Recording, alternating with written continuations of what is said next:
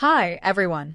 Before I dive into this, I just want to say, please like this video and listen to my story till the end. And let me know in the comments which city you're listening from. That way, I can see how far my story has traveled.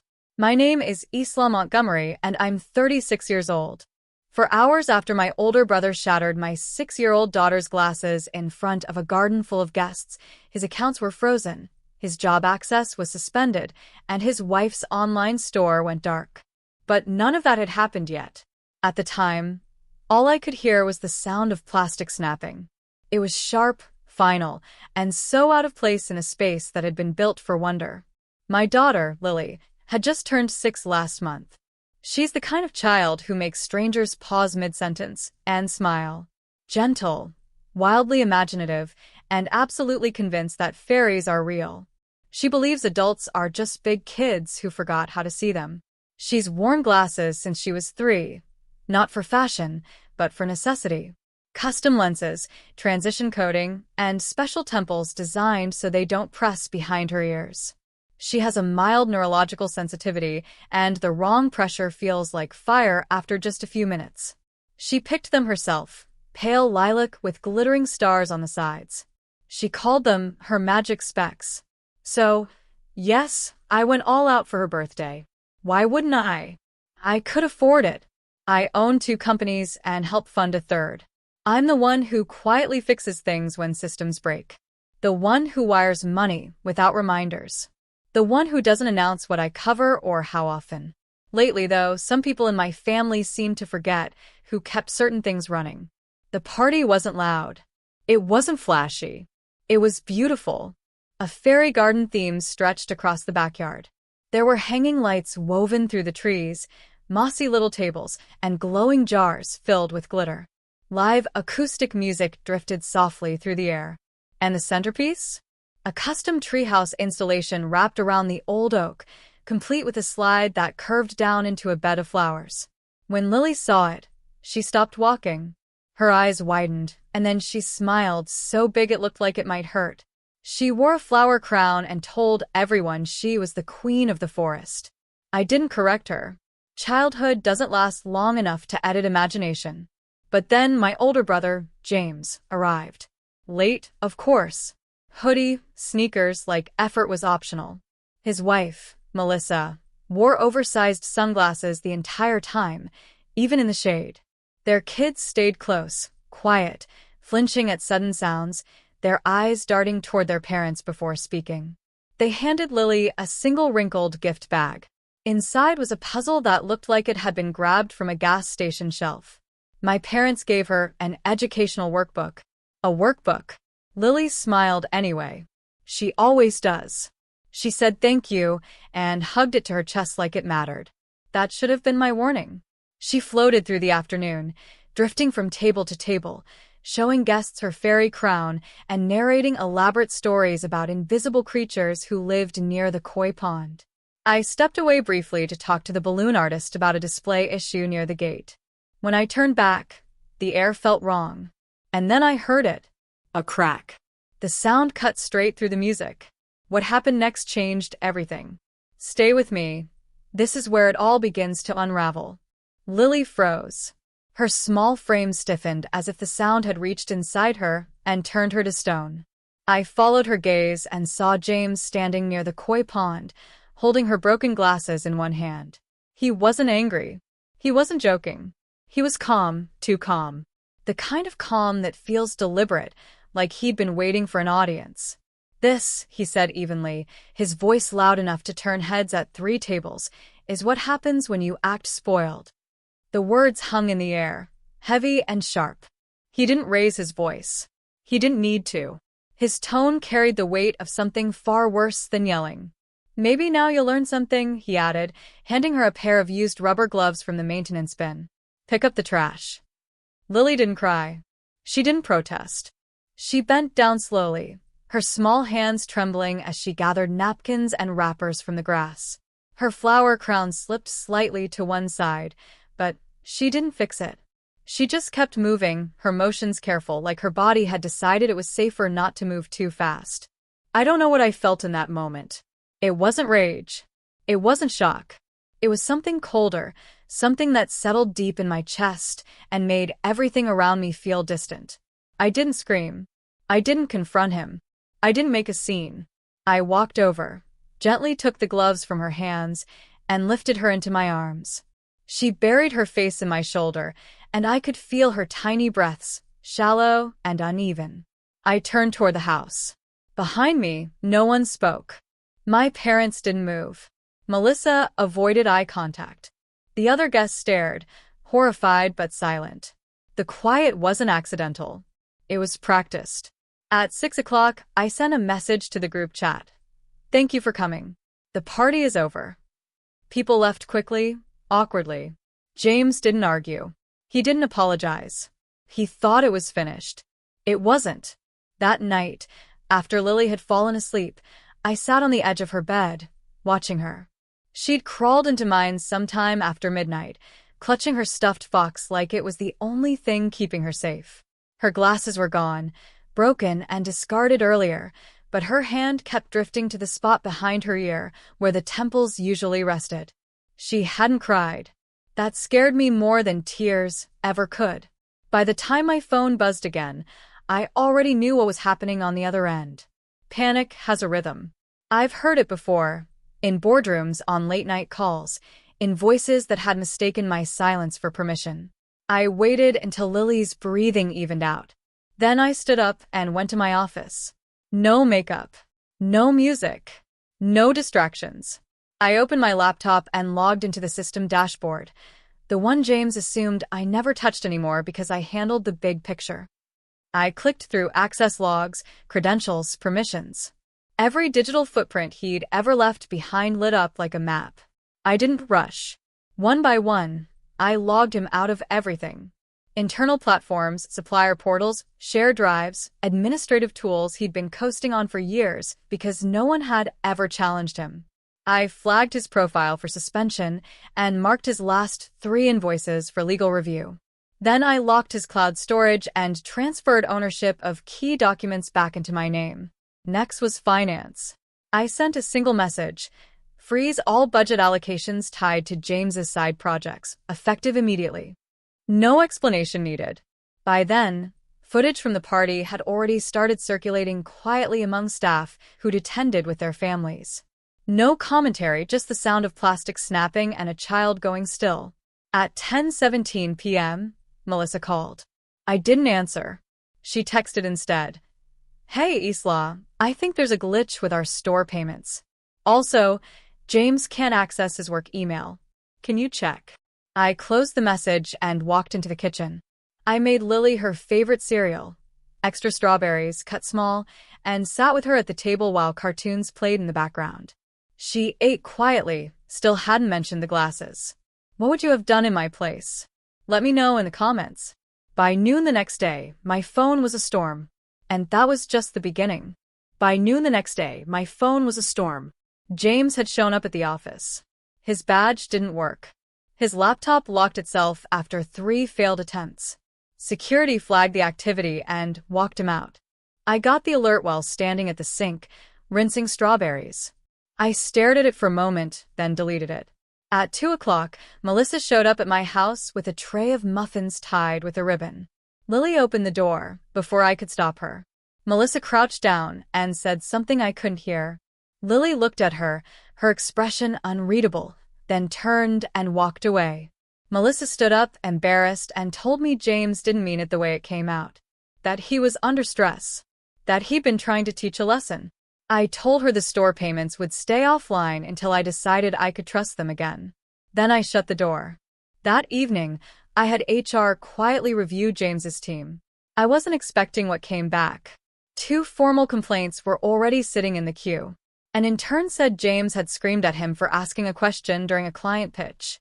A vendor reported that James had tried to undercut pricing by lying about internal budget cuts he had no authority to reference. There were emails, screenshots, even a voicemail. By nightfall, my father texted, "Can we talk? This has gone too far." I replied, "No, it hasn't." Silence followed.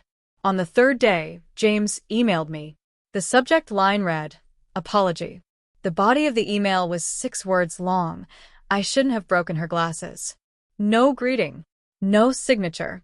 No acknowledgement of Lily as a person. Just a statement. It was the first time he'd ever admitted he was wrong, and I didn't know what to do with that. The box arrived on the fourth day. Small, white, left at the gate like an offering that didn't want to knock. My mother was standing there when I opened it, her hands folded, her posture careful. Inside were a new pair of glasses. Pale lilac, almost identical to the ones James had snapped in half. Same stars, same curve at the temples. She said she'd driven 2 hours to find them. She didn't apologize. I thanked her anyway, not because it fixed anything, but because refusing would have turned it into a scene, and I wasn't ready for scenes yet. Lily took the glasses gently, tried them on, smiled once, and went back to her room. That night, she slept through without crawling into my bed. It felt like progress. Later that week, I found a handwritten note in the mailbox from my father. He never writes by hand. He emails, bullet points, attachments. The note said he froze at the party. That they'd let James get away with too much for too long. That he understood if I wasn't ready to forgive them. I read it 3 times. Then James showed up at the gate. He didn't try to come in. He just stood there, hands in his pockets, eyes down, and asked if he could say something to Lily. Not today, I said. Maybe not ever. He nodded like he'd expected that and left without arguing. Have you ever had to draw a line with someone you love? Share your thoughts in the comments. After that, things shifted, but not in the way I'd hoped. Melissa mailed Lily a charm bracelet with a card that read, "Every girl deserves to feel magical." My parents started calling just to ask how Lily was doing. No defenses, no explanations. James stopped trying to access the systems. Work stabilized in ways I hadn't anticipated. Meetings ended on time. People spoke freely. One manager admitted she'd forgotten what it felt like to be listened to. Lily adjusted faster than I did. She called her new glasses her battle glasses, saying they'd survive something important. She didn't ask about James, not once, but I noticed she stopped waving at people first. She waited now. 3 weeks later, Melissa asked if she could drop off Lily's forgotten birthday card. I almost said no. They stayed exactly 10 minutes. James barely spoke. Melissa smiled too much. Lily said thank you and went back to her room. When they left, James nodded at me like we were co-workers passing in a hallway. Not family. Then my parents invited us to dinner. I said no. Then I sat with that answer and changed my mind. Not because I missed them, but because I wanted to see who they were when Lily was watching. They were different. My mother complimented Lily's drawing without correcting her colors. My father listened, actually listened, while Lily explained her fairy village in exhausting detail. James didn't interrupt, didn't joke, didn't check his phone. Melissa redirected the conversation anytime it drifted toward money. Later, Melissa pulled me aside and said she should have spoken up at the party. That she didn't realize how bad it looked until later. She said James had been under stress, not excusing, just explaining. I didn't argue. I didn't forgive her either. I just listened. Small things followed. A fairy book mailed to Lily. Articles about child development forwarded to me. James stayed silent. Melissa added heart emojis to her texts like that fixed something. I hated the part of me that wanted to believe it. Then my mother texted, "I'm proud of Lily for being so well-behaved at dinner." That word stayed with me. Well-behaved. Like survival was manners. A few days later, my father mentioned transferring a small property into Lily's name someday. Said it was for her future. Said she deserved security. I felt my guard lower, just a little. And that's when my grandmother called. My grandmother almost never calls. She sends cards instead. Real ones, thick paper, neat handwriting, sometimes with crisp bills tucked inside like time stopped for her somewhere in the late 90s. So when her name lit up my phone, something in my chest tightened before I even answered. Her voice was quiet. Not shaky, not emotional, just low. She said she'd had dinner at my parents' house the night before. Said everything seemed pleasant enough, polite, careful. She excused herself to use the bathroom while my parents were clearing the table. When she came back into the hallway, she heard voices from the kitchen. She hadn't meant to listen, but she did. James was laughing. Melissa was laughing too. My parents were there, comfortable, unguarded. They weren't arguing. They weren't conflicted. They were relaxed in a way people only get when they think they're among allies. They were talking about me. About how I'd overreacted. About how Lily would turn spoiled if no one stepped in. About how breaking her glasses was wrong, yes, but not that wrong. James joked that at least Lily learned the world doesn't bend for rich kids. My grandmother said she had to grab the hallway table because her legs felt weak. No one noticed her until she cleared her throat. The kitchen went silent. She left early. When she finished telling me, she asked one question. Do you still think they've changed? I didn't answer. I didn't need to. Something inside me closed. Not slammed shut, not shattered, just sealed like a door that finally found its frame. What would you do if you found out the people you trusted were still working against you? Tell me in the comments. The next morning, I made 3 calls.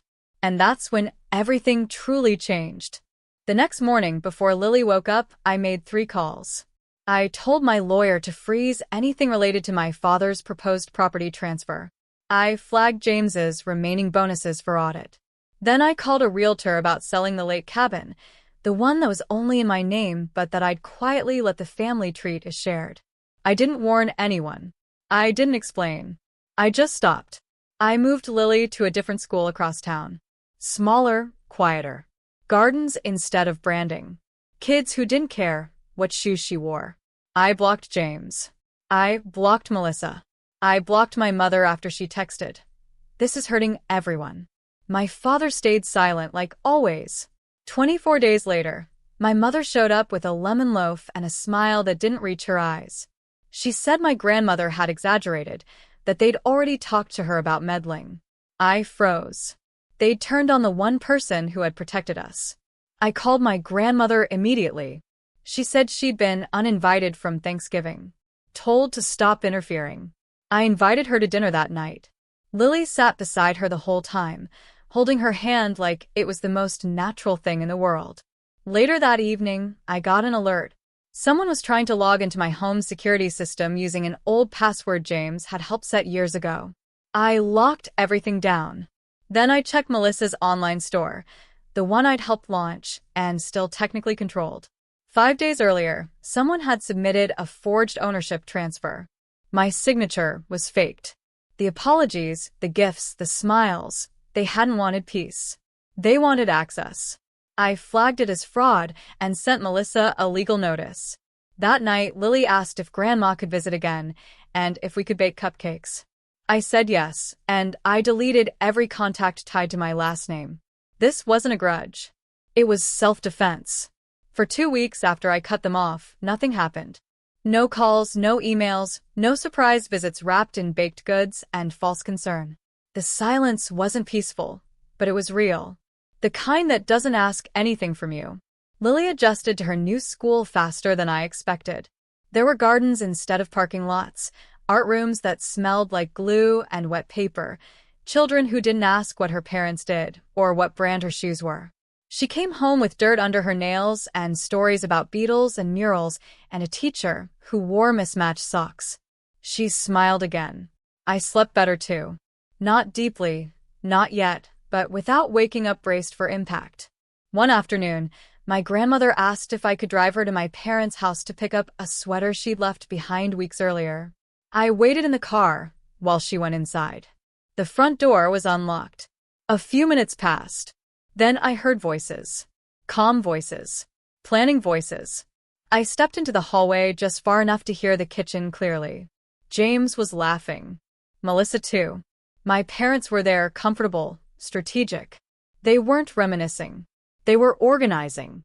James talked about contacting an old investor I'd cut off years ago. Melissa mentioned screenshots from emails I'd sent while pregnant, messages they could reframe. My mother nodded, saying, maybe this will finally get her attention. My father asked if anyone had talked to a lawyer about Lily's trust. The trust only I controlled. I didn't wait for more. I stepped back outside and texted my grandmother to meet me at the car. She didn't ask questions. She didn't need to. That night, after Lily fell asleep, I opened a private drive I'd kept for years. Receipts, emails, transfers, dates. A folder labeled family contributions. Every loan, every bailout, tuition, rent, medical bills, legal fees. The total sat there in clean black numbers. They'd called me spoiled. They'd lived off me. The next morning, I locked Lily's trust completely, removed all shared access, transferred digital assets into my name, and had Melissa removed from every license and platform I'd funded. Then I told my lawyer I wanted a clean break, emotionally, financially, permanently. That night, Lily and I baked cupcakes like nothing was wrong. Chocolate frosting, sprinkles everywhere. At 10:42 p.m., a letter slid under my door. Melissa's handwriting. Not an apology, just disbelief. Family is still family, she wrote. I folded it and put it away. I never replied. They were right about one thing. I had changed. After that, there was silence. Real silence. Not peace. Aftermath. I cut off my parents, my brother, everyone tied to that side of the family. The exhaustion lingered, but it wasn't guilt. It was the tiredness that comes from finally putting something heavy down. One night, Lily asked if she'd done something wrong. I held her and told her the only mistake was mine, for waiting too long to choose her. A few days later, she brought home a drawing. Just the two of us under a rainbow. This is what home looks like now, she said. Not everything healed. I still wake up angry some mornings, but I stopped blaming myself for loving people who couldn't love back. We built something quieter instead. Weekend trips. Messy kitchens. Fairy crowns. Simple dinners. Safe mornings. It isn't perfect, but it's ours. Tell me in the comments, what would you have done? And if you've dealt with something similar, share your story. You're not alone. Subscribe for more stories about standing your ground and reclaiming your life.